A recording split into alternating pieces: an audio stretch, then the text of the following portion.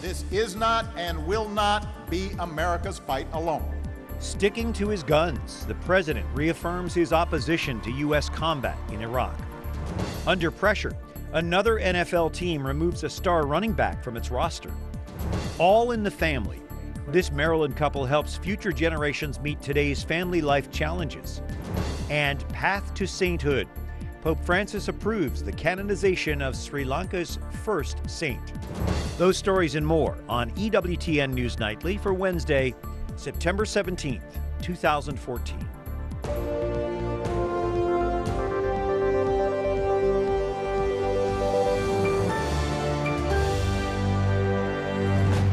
Good evening from Washington. Thanks for joining us. I'm Brian Patrick with your news now. The House votes to support President Obama's strategy to arm Syrian rebels. Wyatt Goolsby is at the Capitol Hill with more. Yes, Brian, throughout the day, House leaders have said they'll support the president's plan, which will arm and train moderate Syrian rebels to fight ISIS in their own country. But today's bipartisan vote in favor of that measure comes with quite a bit of debate. Throughout the day, lawmakers have agreed that the U.S. should take action against ISIS, but the debate has been whether or not this is the right course of action or whether ultimately this will do enough. We have been at war in that part of the world for the past 13 years. If money and military might could have made a difference, it would have by now. Some strong arguments against the president's wider strategy from members of both parties today. Despite the criticism, President Obama didn't waver in his plan, talking with service members and his top military commanders at U.S. Central Command in Tampa. And whether in Iraq or in Syria, these terrorists will learn the same thing that the leaders of al-Qaeda already know. We mean what we say. Our reach is long. If you threaten America, you will find no safe haven. We will find you eventually.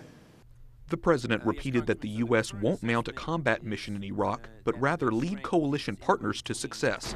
Meanwhile, ISIS released a new video today threatening more attacks unless the U.S. gets out of the region completely. It's another reason Secretary of State John Kerry says ISIS must be stopped. For a whole philosophy or idea or cult, whatever you want to call it, that frankly comes out of the Stone Age. They're cold-blooded killers marauding across the Middle East, making a mockery of a peaceful religion. What remains clear after today is that videos like these are gaining more recruits for the militants. But a U.S. intelligence official says there's great international efforts now to combat the threat. We've been able to work with them to share information and buttress their ability to interdict individuals seeking to travel to Syria or return from Syria. Throughout the debate, lawmakers have largely not questioned the price tag itself of training Syrian rebels, and that's $500 million. And that's possibly because a lot of lawmakers are more concerned about the larger cost of inaction. In Washington, Wyatt Goolsby, EWTN News Nightly. Now some of the other stories our EWTN News Nightly team has been covering in today's world. The Minnesota Vikings are reversing course, taking star running back Adrian Peterson out of the game. At a news conference today, Vikings management says they made the wrong call when they reinstated Peterson earlier this week after he was booked on child abuse charges. We value our partners, our sponsors, the community, and especially our fans. And in the end, it really is about getting it right. And that's what we wanted to do here. And we made a mistake.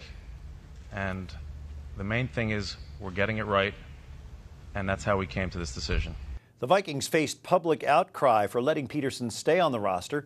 Team and league sponsors also added pressure, publicly questioning the move. Peterson was indicted last week in Montgomery County, Texas, after admitting that he struck his son with a switch, a small tree branch. Peterson says he was disciplining his son and didn't intend to hurt him. And the NFL Players Union is appealing Ray Rice's indefinite suspension. The union says Rice shouldn't be punished twice for punching his fiancée in a casino elevator. Rice was originally handed a 2-game suspension in July under the NFL's personal conduct policy. The Baltimore running back had already served the first game of that suspension. After a video surfaced showing Rice punching Janae Palmer, who is now his wife, he was suspended indefinitely and released by the Ravens. The Players Union wants a neutral arbitrator to hear the case. Doug Eldridge is a public relations expert. He's the managing partner of DLE Agency, a firm that works with professional athletes. So the union is doing what a union does. It has to stand up for its players. But how does this look with the union asking for leniency for Rice at this point? I think we need to be cautious in not using the term leniency so much as justice and due process. It's the obligation of the union to fight for the rights of every player under its charge, which is more than 1,500 athletes in the National Football League. At this point, given the ambiguity between the original 2-game suspension and then the subsequent revision of that policy to 6 games, and then the discrepancy insofar as what was told to the commissioner, which resulted in his termination by the Ravens and indefinite suspension by the league. There's a lot of ambiguity, and so it's the league's obligation vis-a-vis the Players Association to challenge this and make sure that at a minimum all the facts are drawn to the light and he receives his due process. And it is a process, and that's really what the union is there for. So Greg Hardy has now been taken off the field for the Panthers, and of course Adrian Peterson. Do you think that that decision was smart on the part of the Vikings, or was it sort of just backtracking and making them look bad in the long run? Well, it's interesting because it's almost an old new card to play. The exempt list, as it's referred to, has been in existence for quite some time, yet all of us that have been dealing with the league for years and years have rarely, if ever, heard of it. And what it essentially amounts to is a special category that only the commissioner himself can approve, whereby a player under special or extraordinary circumstances can be taken off of the active roster and effectively put in the NFL equivalent of a timeout, but receive his entire paycheck the entire time, which is essentially immobilizes him as it relates to NFL action until we can get to the bottom of the matter. So that exempt list has been applied for not only Peterson, but also for Greg Hardy, right? Correct. Very interesting. So now we get the sponsors into play. You know, you've got some pulling out, some questioning. How does that influence what the league and the players and the fans and mainly the teams do? Sure, and I think what you're looking at is sponsorship on 2 levels. On the first, you have the players, right? And as we saw with Ray Rice, Nike terminated almost immediately, as well as M&T Bank, Sheetz Energy Strips, and a variety of others. With Adrian Peterson, it's been a little bit slower. Nike hasn't terminated, but they've suspended his contract. But 3 other sponsors, including Special Olympics of Minnesota, Castrol, and a health provider, already have, with Papa John's apparently waiting in the wings, evaluating the facts moving forward. On a league level is where it's going to ultimately be interesting, because everybody has said Commissioner Goodell has job security provided the bottom line, the revenue stream, which is from television revenue and sponsorship revenue, is unaffected. But what we're seeing, and this brings us full circle with Peterson, what's unique is that we're having a trickle-down effect to the Minnesota Vikings, okay? Because Radisson Hotels have suspended their sponsorship of the Minnesota Vikings, which prompted the governor of Minnesota, who was one of the large catalysts for them to get this multi-billion-dollar new stadium, to weigh in and say, wait a minute, I think Peterson should be pulled from the active lineup. So now you have government intervention, you're having the teams being affected. Ultimately, is it a trickle down, or does it go upstream to the NFL insofar as sponsors? So the NFL is a brand in itself. Each team has its own brand, and there's a lot of gray area here when it comes to sponsorship. And really, this is a big business, right? Well, it's a multi-billion-dollar business. It's a multi-billion-dollar business. It's much more black and white when we talk about player contracts, because into every contract, and Nike is a fantastic example of that, you have what's called a morality clause, right? In base definition, sponsors and corporate entities look to partner their brand or their service with an individual athlete because of the positive correlation that's going to come from that association. But they reserve the right within that contract to be able to terminate the agreement with prejudice if the athlete does anything on or off the field, the court, the pool, the track, whatever the case may be, in their professional or personal life that will reflect negatively upon that sponsor. So it's much more simple in the individual athlete context. Where it gets a little more convoluted is when we're talking about the application of some type of pseudo-morality clause to a league. I'm glad I'm not negotiating against you. Sports agent Doug Eldridge with the DLE Agency. Great insight. Thank you for joining us. Thank you. All right. The Federal Reserve is in no hurry to raise interest rates. Fed officials finished a 2-day meeting in Washington today, and in a statement, the board says rates will stay low until wage growth is more consistent and the employment picture improves. Wall Street seemed to like the decision. The Dow closed at a record high 17,156. A manhunt continues tonight for the suspect believed to have shot and killed a state trooper in Pennsylvania late last week. Police searched through the night for Eric Freen, a survivalist who's expressed hatred for law enforcement. Police say he's talked about mass murder in the past. Investigators say they believe Freen is hiding in the dense woods of northeastern Pennsylvania. An SUV was spotted in a pond about 2 miles from the shooting with shell casings and rifle cases that match those found at the crime scene. Republicans and Democrats toned down their political rhetoric today in a special House panel hearing on the 2012 Benghazi attack. It turned out to be a more bipartisan atmosphere for the first public hearing since the 12-member panel was created 4 months ago. The hearing focused on what the government has done and what can be done to improve security at U.S. embassies and diplomatic posts. The first question has to be, do we need to be there? Do we need to be in Benghazi? Do we need to be in Peshawar? And the department lacks a risk management process to make those informed decisions. Do we need to be in those places? The State Department has been studying ways to improve its operations after the U.S. ambassador to Libya and 3 other Americans were killed when militants stormed the Benghazi diplomatic post in 2012. Some Republicans have argued the military held back assets that might have saved lives in that situation. Pope Francis signs off on Sri Lanka's first saint. The Holy Father is expected to canonize Father Joseph Vaz during his visit to the South Asian nation in January. Father Vaz was a 17th century missionary born in India who spent his life working in neighboring Sri Lanka.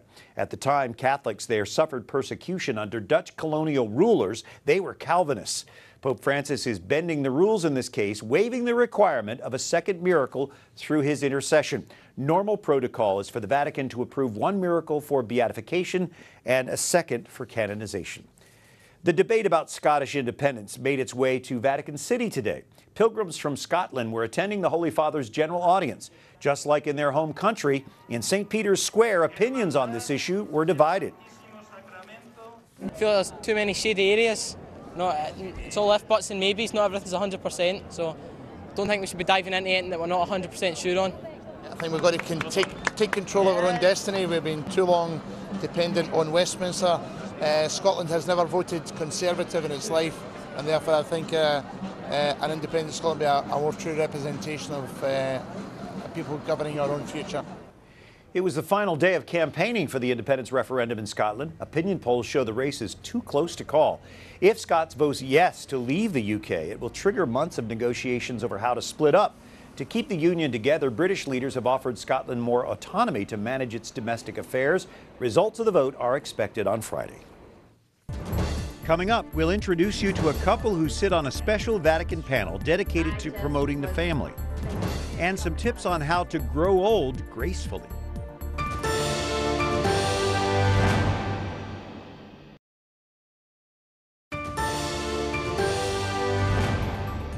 On Wednesday, September 17th, this is EWTN News Nightly. I'm Brian Patrick, and preparations are moving forward for what could be Pope Francis's first visit to the U.S.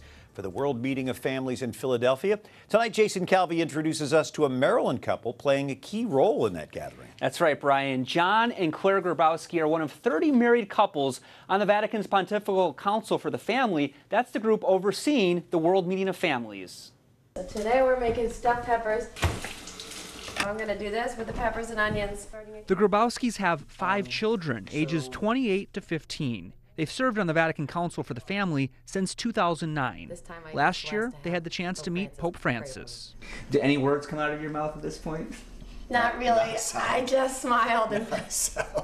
The couple is gearing up for the World Meeting of Families. St. John Paul II founded the gatherings in 1994. And to help people around the world prepare for this upcoming World Meeting of Families in Philadelphia next year, this document came out just yesterday, and Professor Grabowski contributed to it. He wrote the chapter called A Home for the Wounded. It deals with church teaching on divorce and homosexuality, topics often criticized in the mainstream culture. The key is to articulate these in a way that they can be heard as an invitation to conversion, an invitation to healing, because everyone in the church is in need of that healing.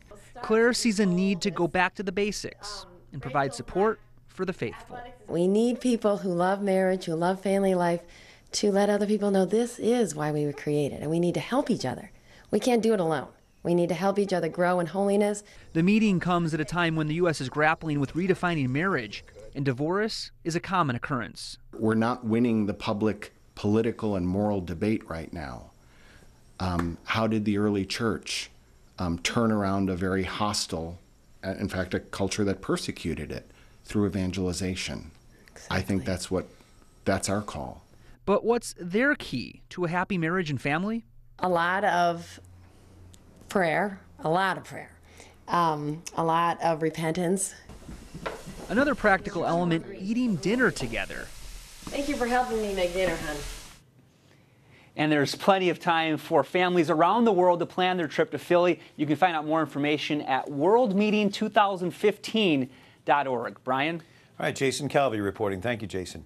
In the past 2 decades, more than 2,000 Catholic elementary and secondary schools have closed. Meanwhile, more than 4,500 charter schools have opened. That's the landscape laid out by professors at the University of Notre Dame in their new book, Lost Classroom, Lost Community. The book presents research showing that Catholic school closings in urban poor neighborhoods trigger higher crime, more disorder, and a decline in community cohesiveness. That data comes from Chicago, Philadelphia, and Los Angeles. Co-authors of the book, Nicole Garnett and Peg Brennig, both law professors at the University of Notre Dame, are joining us. What impact does Catholic schools have on urban areas, urban neighborhoods? The traditional way of looking at it is that they are the best way of getting people out of poverty and into a more productive, more mainstream American life. Why is that? Well, it's not what our book is about, but basically what they do is they're better, superior educational institutions. And they also create sort of habits of thought that are really helpful and moral values that are really good. Our book is about the impact that Catholic schools have on the neighborhoods within which the schools are located. So it goes beyond the students and even their families and the teachers in the schools. So according to your research, why are so many of these good Catholic schools closing? Well, I think there are a lot of reasons. It's a complex story, starting with the decline in religious vocations and general secularization and suburbanization of American culture. More parents are choosing public schools, and the growth of charter schools has affected Catholic schools. Our book discusses a particular reason why Catholic schools close. What we found is that although all of them tend to be underfunded these days and struggling that way, the ones that succeed are ones where the pastor of the local parish is really excited about the school and having a school there. The ones that close are ones where the pastor is distracted by other things. And yet at the same time, the number of charter schools is growing dramatically. How are charter schools different from Catholic schools? Well, an easy way of looking at it is that they're publicly funded, so they don't have to worry. They don't have the same kind of struggles that Catholic schools do to foot the bill, basically. In some places, Catholic schools can be, or there can be tuition waivers or something like that, but in many places, the parents and the parishes and the dioceses are paying for those schools. Is there any way to get more public funding into the Catholic schools? Yeah, in fact, the trajectory is quite positive. So Father Andrew Greeley once said the first voucher would arrive the day the last Catholic school closed. But that's turned out not to be true. We have public funding of some version for parental choice in 20 states in the District of Columbia. And in those places, Catholic schools are doing better because parents want to choose them for their children when they become affordable. Does your book give any ideas or suggestions that Catholic schools might follow to kind of turn this tide around? So, I mean, the first thing is that leadership matters. As Peg said, we found the pastor's support is incredibly important, and so is a strong principal. A principal and a pastor team can make a school thrive. I think the second point would just be that Latinos matter, and the church really needs to do a good job at attracting Latinos, who don't generally have a history of Catholic education, into our schools. Back on the charter school topic, if I may. Charter schools don't do as well as Catholic schools do right now as social institutions. We found that crime tends to either increase or remain the same. Where there's an open charter school, where there's an open Catholic school, it decreases, or is lower to start with. So they aren't doing the same thing. Interesting. The book is called Lost Classroom, Lost Community. Peg Brennig and Nicole Garnett, thank you for joining us tonight. Thank you very much. And September is Healthy Aging Month. Tonight, Catherine Elliott looks at how eating right can help us age more gracefully. We can't put the brakes on aging, but we can have an impact on how well we age by what we eat. You've heard it before, but eating plenty of fruits and vegetables is a great place to start. They contain antioxidants which may help slow down the aging process by slowing down damage to the body. Whole grains are another good option. Things like whole wheat bread or brown rice. Unlike foods made with white flour, whole grains contain natural chemicals that help fight diseases, potentially decreasing risk for diabetes, heart disease, and some cancers. Whole grains also help keep us full, so we'll be less likely to overeat and put on weight. Another age-fighting food is fatty fish. Salmon is a good example. It contains omega-3s, good fats that our bodies need to stay healthy by helping to protect against heart attack and stroke. And now for a treat, dark chocolate. A word of caution, however.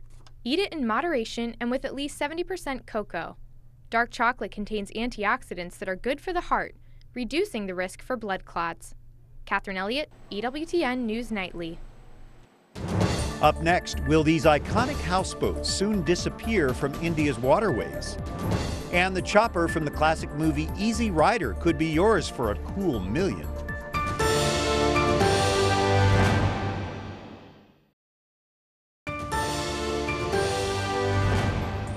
On EWTN News Nightly for Wednesday, the 17th of September, I'm Brian Patrick. And in Kashmir, India, those iconic houseboats that draw tourists to the region could be headed to the history books. Boat owners say their livelihood is threatened because of the strict government controls imposed on repairing and building the boats. The local government says the boats pollute area waterways with human waste. With less than 1,000 of these boats left, boat owners say the number will continue to decline unless something changes. I have been moving pillar to post for this, fulfilling all the legal formalities. But till date, I have not succeeded in getting the permission so that I could rejuvenate this houseboat back to its original position. Renting guest rooms on these boats to tourists is often the sole income for some of these families. The boat owners say about half of the remaining 900 boats need repairs. Remember that really cool customized Captain America chopper Peter Fonda rode in Easy Rider? It's up for auction. This is the most famous motorcycle in the world. It's not like it's one of them, it's the most famous motorcycle. The seller is Michael Eisenberg, a California businessman who once co-owned a Los Angeles motorcycle-themed restaurant with Easy Rider co-stars Peter Fonda and Dennis Hopper. He says it's not the easiest bike to ride. This bike, because of the length of the front end and the way it's raked, you have to make a reservation to make a turn. And making a reservation to make a turn is like 1, 2, okay, make my turn. The gleaming Stars and Stripes panhead chopper is accompanied by 3 letters of authenticity. It's become a symbol of the counterculture of the 1960s.